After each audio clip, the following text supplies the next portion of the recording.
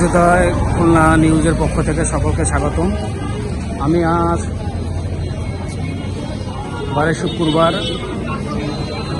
3/4/2026 তারিখ। আমি আছি আজকে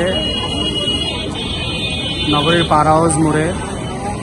খুলনা সিটি কর্পোরেশন এমপ্লয়িজ ইউনিয়নের যে নির্বাচন, দ্বিবার্ষিক নির্বাচন, সেই নির্বাচন অনুষ্ঠিত হচ্ছে। এই নির্বাচনে দুইটি প্যানেল আপনার নির্বাচন করছেন। দুটি প্যানেলের ভিতরে একটি প্যানেল হচ্ছে আপনার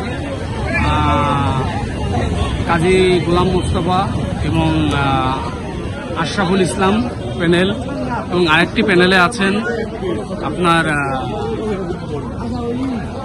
হালিম সর্দার সভাপতি এবং আরেক সাহেদ হোসেন লিটন।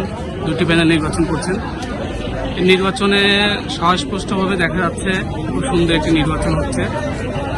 এবং আপনার এই খুলনা সিটি কর্পোরেশন এমপ্লয়িজমেন্ট ইউনিয়ন রেজিস্ট্রি নম্বর 18 দ্বিবার্ষিক নির্বাচন।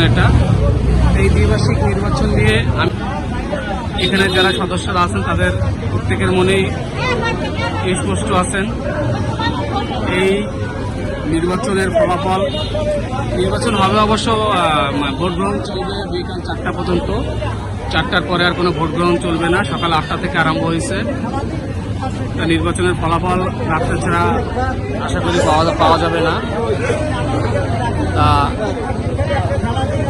আমি শেখ ইসরাফিল, খুলনা সূর্যোদয় নিউজের পক্ষ থেকে সকলকে ধন্যবাদ। আসসালামু আলাইকুম।